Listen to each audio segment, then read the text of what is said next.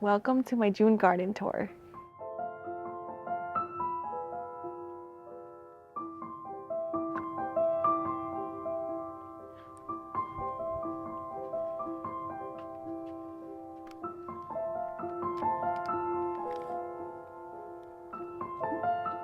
Inside of the garden, oh, the scare tape really does work on me. Over on this side of the garden, I have my red Malaysian guava, which you guys can see looks so beautiful. The leaves still have that reddish, purplish tinge to them. They're mostly green, but the veining still remains that really pretty color. And it's got quite a few guavas on it. 1, 2, 3, 4, 5, 6. I just counted 6. And not too long ago, I saw it starting to flower again. But the main thing I want to focus on is the trunk. Look at how thick this thing has gotten. Oh, I feel like I need to point that out every single month because it just makes me so happy. Whenever I plant trees, one of the main things I focus on is adding support while allowing the trunk to move back and forth. That way it can actually thicken and strengthen over time. And it makes me so happy when I see that it's actually working. Ugh.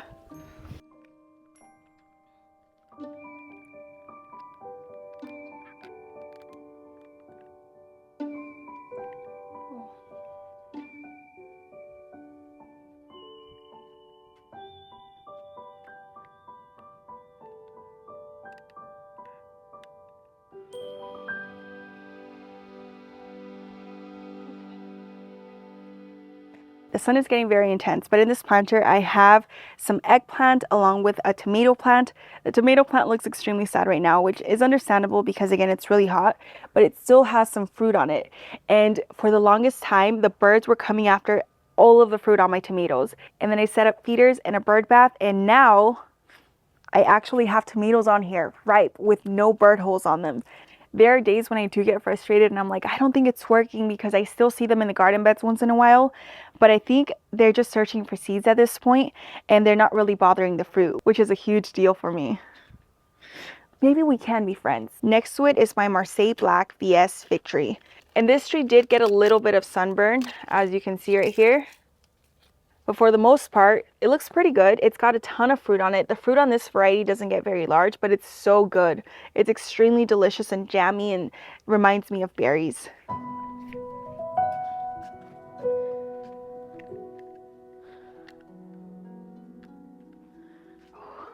It's been a goal of mine to get this trellis to fill out and be super lush, and I haven't accomplished that yet. Hopefully this summer that changes. But for a while there, my cucamelons were really starting to take off and I loved the way they looked. But then June came around and almost all of the vines got fried, but there are several down here that are still nice and green, and they're sort of tangled up with some of these spent carnations, and I'm just letting them be because, oh, what is this? Ooh, is this a weed? Oh no. Oh no, wait. This is the straw. Oh no. It appears I also have some straw growing over here, or some hay. Oh wait, is it? I don't know. I don't really know anymore. I think so. Dang. The only thing I've been doing to this little section is fertilizing and watering and then leaving it alone, because I'm just hoping the cucamelons stick around until the fall time, because I think if they can make it through the summer, they'll really take off in the fall, and hopefully they produce tubers. That way I don't have to keep sowing seeds, because I feel like that's one of the hardest things for me, is getting those seeds to really take off. Oftentimes I can get them to germinate, but they never grow very tall before they fizzle out. So I think tubers are my next best bet.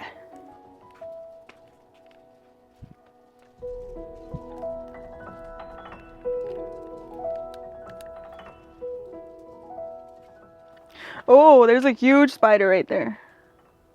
Oh, okay, I'm gonna stay right here. Oh, mama. Okay. Oh, okay, I've got goosebumps everywhere. I have another fig tree right here, which I also need to prune back because it's starting to push out some growth from the roots. Because they grow so vigorously, I constantly have to prune them back to get them to stay flat against the wall, because I get a lot of growth like this. So what I like to do is every single month, I prune back anything that I don't want. I tie back everything else to get it to lignify in the specific form I like. After a while, it stays in that form and I don't have to do anything else. And as you can see, I'm a little behind. So then back here, I have some eggplants, some shishito peppers. I do have a Roselle plant that sort of flopped over during one of our storms. So I need to stake that up. I don't know when I'll get to that because of the spider. And then I also have some epazote back there, along with some Malabar spinach. I'm kind of scared.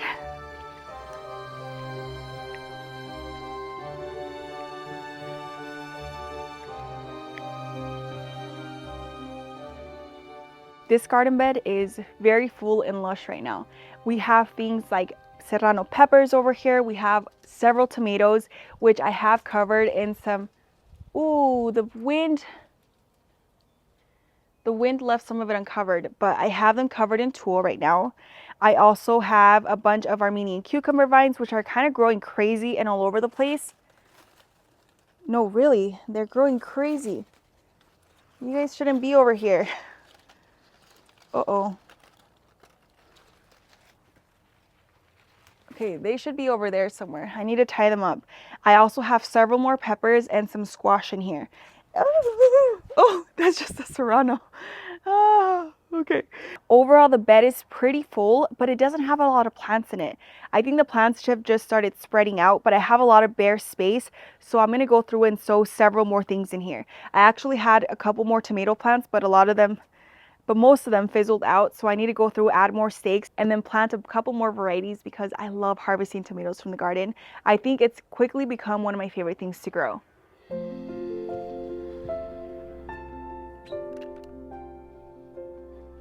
At one point, this bed had some really beautiful sunflowers, which I've cut back because they were starting to die back. So I think I just need to go through and plant some more. And I also have some amaranth back here, which I don't know how to cook amaranth. So if you guys have ever tried it, please let me know any good recipes because I'm excited to harvest it.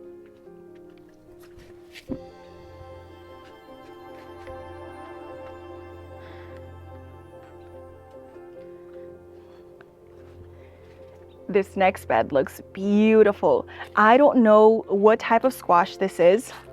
You guys can see some of the blooms right here. I actually want to go through and harvest some to be able to cook them up in some quesadillas.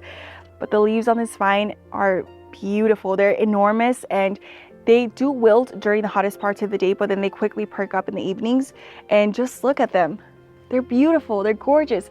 A part of me hopes that maybe this is zucchino rampicante because I've heard a lot of great things about the variety, but I haven't been able to grow it successfully. So I have my fingers crossed that that's what it is. I don't think it's a pumpkin, although I do see that although the blooms do look quite large. I don't remember sowing pumpkins here, but I do remember sowing several zucchino rampicantes throughout the garden. So hopefully that's what it is.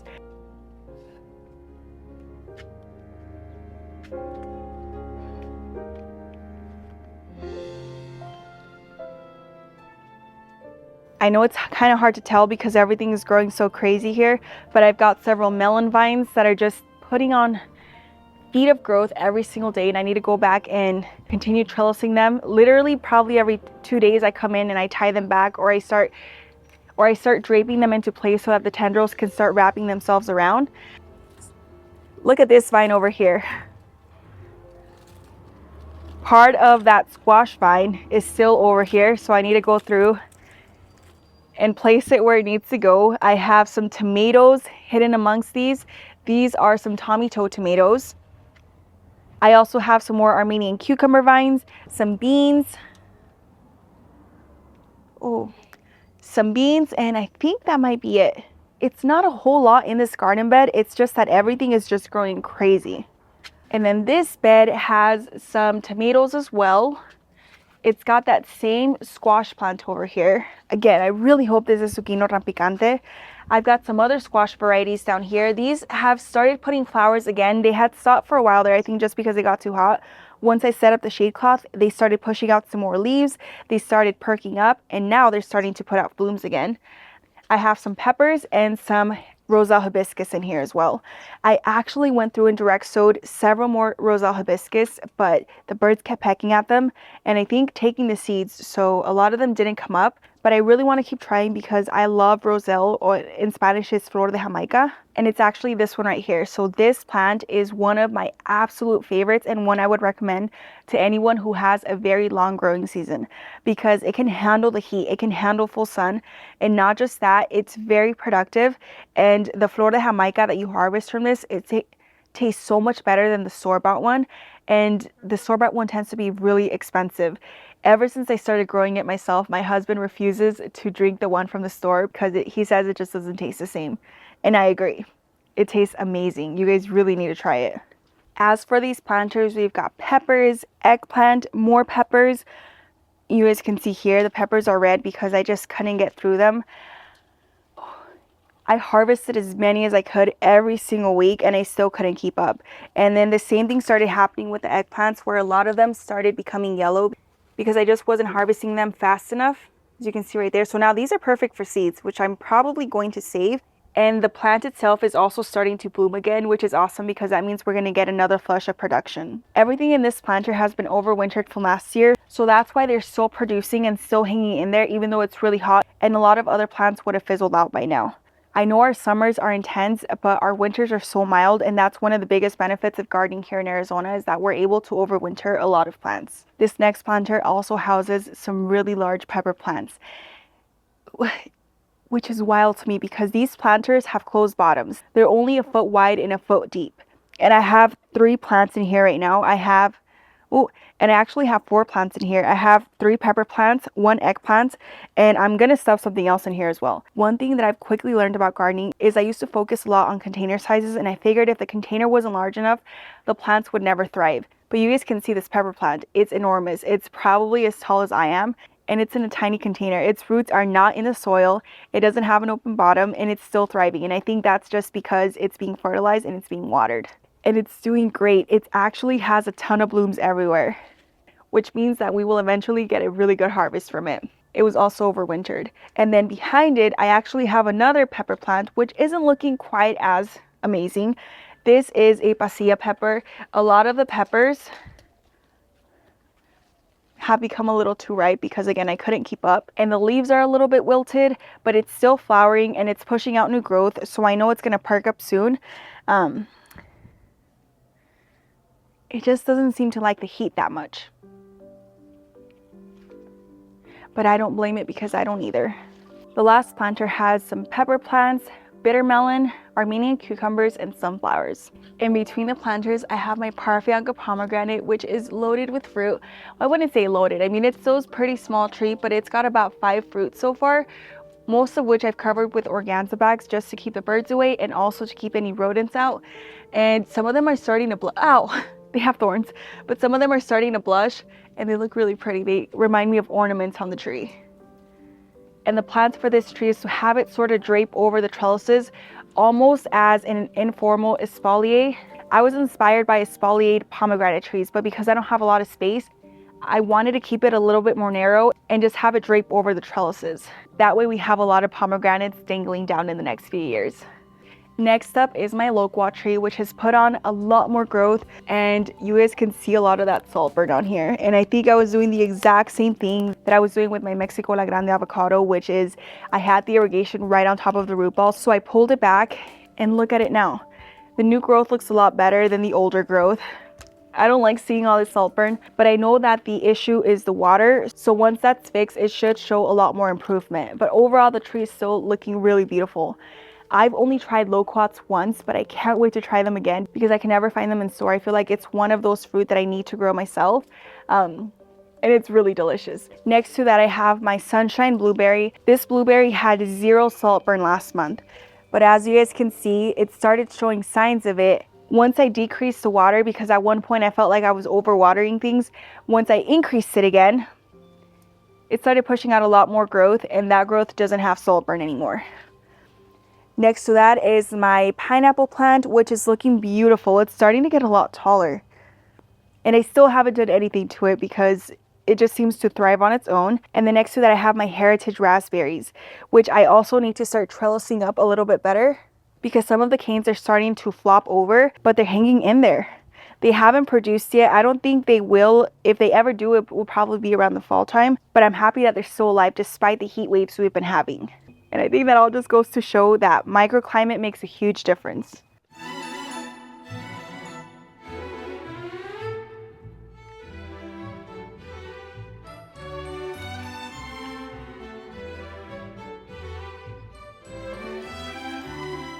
Oh, these grapevines grow crazy. I prune these back every single week. I kid you not, every single week, because they put on a few feet of growth. It feels like every single time I come out here. So I'm constantly walking into them. I'm just gonna tuck that one in there. Nope, not gonna work. Oh, maybe, oh, nope, it won't work. Come on. The large planter behind me is really empty right now. A lot of the things that I had here started dying back just because it got too hot for them. I had things like squash. I have some strawberries still hanging in there. I had some parsley, but I'm gonna go through and sow some more things so that in the next few months it becomes really nice and lush. But the one plant that seems to love it here, that has continued to put on growth and that I keep trimming back every single week as well, is my passion fruit vine. This is a Frederick passion fruit and it loves this spot. I thought the container size would make the vine grow a lot slower, and it hasn't. It's still putting on a ton of growth and it looks really beautiful. I really like it. I haven't gotten any production from it though. So for a while there it was flowering, but then I was going out of town during the time it was flowering, so I couldn't hand pollinate, and the blooms are actually a little hard to spot for me at least. I would come out here and sometimes take a few minutes to find the one bloom I had noticed earlier that morning. So this year what I think I'm going to do is cut it back significantly because I know that it fruits on new growth. That way we could get a nicer production from it, and then I'm going to propagate it and then place those propagations throughout the yard. Down here I have several propagations. I have some hog plums on either side.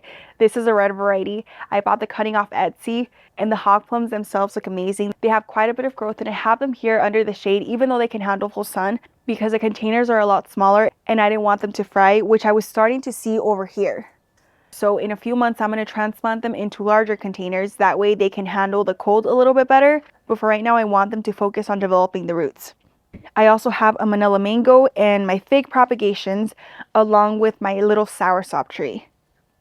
And everything here is looking pretty good for the most part. I have a few propagations that didn't make it, and that's just because previously they were in full sun. And I've had to rehome a lot of these fig cuttings for a while now. I just keep holding back because I want them to put on a little bit more height, and also a part of me is just having trouble letting go of some of them. I don't know why, because I don't have room for them. And then in the front you guys will notice some trays because I started some more seeds. I started several bell peppers, a couple of spicy ones as well, and then a ton of tomatoes because most of my tomato plants have fizzled out. I need more tomato harvest because store-bought tomatoes just don't compare to homegrown tomatoes. The difference is so noticeable.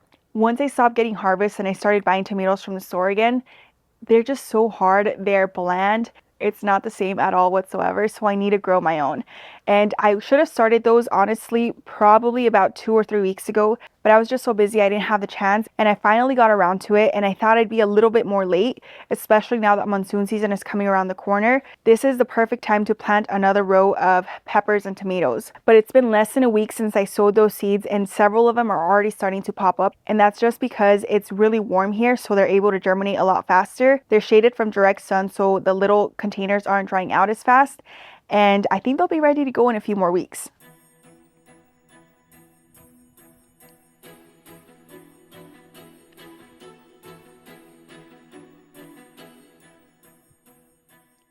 Moving on to these garden beds, I have peppers, eggplant, cucumbers, more tomatoes in the back, beans, some more eggplant, and a couple of sunflowers. And everything looks really beautiful. I mean, aside from the sunflowers, ignore these. They look kind of sad right now. I need to take these out. I have some mammoth sunflowers starting to take off, so hopefully we'll be harvesting those soon.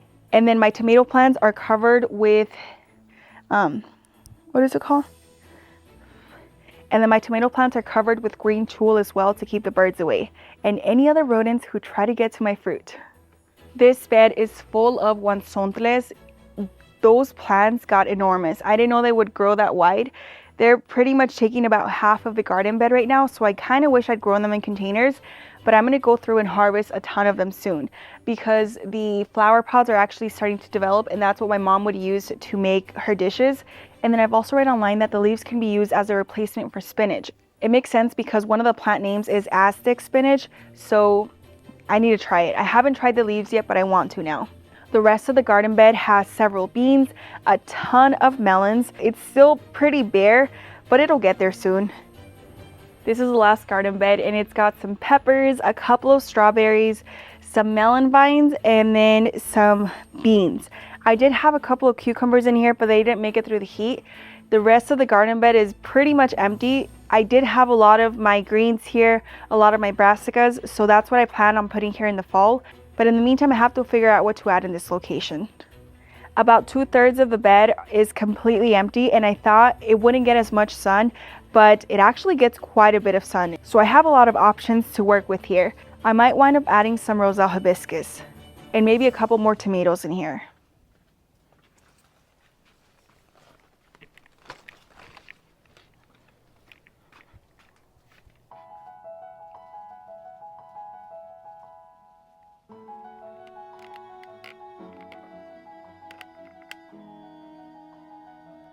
It's really starting to heat up. But in the front here, I have my Thompson's green seedless grapevines, and they look so beautiful and lush. They're putting out growth every single day. I have to keep coming in here every single week to prune them back. Otherwise, the vines start going crazy, dangling down from here. You guys can already start to see some of them reaching out, and all of that is just brand new growth. Setting up drip irrigation really solved my issue of the yellowing, dried up leaves, which you can see right here. And now everything is so much more lush. You guys can see a couple more new additions to the garden. First, I made these log feeders for the birds to keep them away from my fruit. And for a while there, I thought they weren't really using them. I would see them perching on the trellises. I would see them in the garden bed still, mostly the pigeons. But once in a while, I would see a couple of other birds in there as well. And then once they started waking up really early and peeking out the window, I noticed a ton of birds just perching on the trellises, hanging out here before the sun comes up or as the sun is coming up. And once in a while, I'll also spot a few coming over here and using the bird bath, which has a solar water pump as well. It's not on right now just because it's a little bit more shaded, but during the hottest parts of the day, you can see the water bubbling out. At first, I had it actually shooting water up sort of in a fountain type of way, but because it's so hot, that water kept evaporating. So now it just splashes water every once in a while, and it actually makes me super happy to see the birds using it, because a part of me thought they wouldn't, and when I actually see them enjoying it, I'm like, okay, thank goodness, because that keeps them away from everything else. And it actually has worked because I've started protecting my tomatoes, but there are still a couple that don't have the tool around them, and I have ripe tomatoes with 0 bird holes in them. The only ones that I do see that have bird damage are ones that are a little bit older from before I set up. You guys see that? My hummingbirds? Hi guys! That was damaged from before I set up the bird bath and the feeders. I didn't film making the feeders, but if you guys want me to, I can film a video on it. It is really easy. It's very inexpensive. The wood was free for us, and then I just hung it with some jute twine, some hooks, and I just drilled holes in it. It's not very complicated, and it looks really nice from far away. I think it goes with the aesthetic of the garden because you guys know I like that cottage feel. I want it to feel like we're in a fairy tale, like it's a whole other little world, and I think the logs really go with the aesthetic. The trellises right here have my mom's Don Juan climbing roses, which have put on quite a bit of growth. They were starting to bloom for a little while again. Some of them are kind of hidden by the leaves of the squash. I feel like compared to the David Austin roses, these haven't taken off quite as fast, but that's because I've had to learn how to take care of roses. For a while there, I didn't have any drip irrigation in the garden beds, so they were relying on me for water, and I've quickly learned that I'm not very reliable when it comes to watering the garden beds because there's just so many plants that I feel like sometimes I give them too much water, then too little water, and now that they're set up on drip, everything should start taking off, especially once fall comes around. And then towards the very back, I have another log feeder along with my grapevines. You guys can start to see these coming out. For a while there, they just weren't growing, and then out of nowhere, they just started shooting up growth like crazy. The varieties back here are flame seedless, and I actually went through and harvested all the grapes over on this side because because something was eating them. I've talked about this before, but right now I have the vines trained in 2 cordons, splitting down the center, and then all of this is brand new growth. But this upcoming winter, I'm gonna switch that around. I might do a couple layers of cordons splitting up, or I might just do one single vine going up, or maybe 2 cordons going up. I'm not 100% sure, but I want a lot more grape bunches. We did get a really nice harvest, several pounds of grapes. They weren't that big, and I feel that's just because it's their first year producing. Plus, I could have thinned them out to make sure that the grapes that remained on the bunches got a lot bigger, but I'm gonna do that next year for sure. Whoa, those birds were huge. They're pigeons, my arch nemesis. And I'm gonna do the same thing over on this side. So these are gonna be spur pruned. My Thompson seedless are going to be cane pruned, and I'm excited. I'm excited to see what they look like next year, because I feel like with the flame seedless, I did an okay job. I feel like I could have catered it to the trellis setup that I have so that I got a lot more production. But for the Thompson seedless, I butchered those grapevines, and the production is very small compared to what I could get, but that's how you learn in gardening, right? So hopefully next year it's a different story, but I think this is pretty much it for my garden tour. It looks really pretty right now. I think the biggest difference I notice is in the trellises down the center. It looks so different from last month, and I feel like the garden is really starting to take on a lot of character, and I can't wait to see what it looks like by the end of the year. So thank you guys so much for watching, and I'll see you in my next video. Bye guys.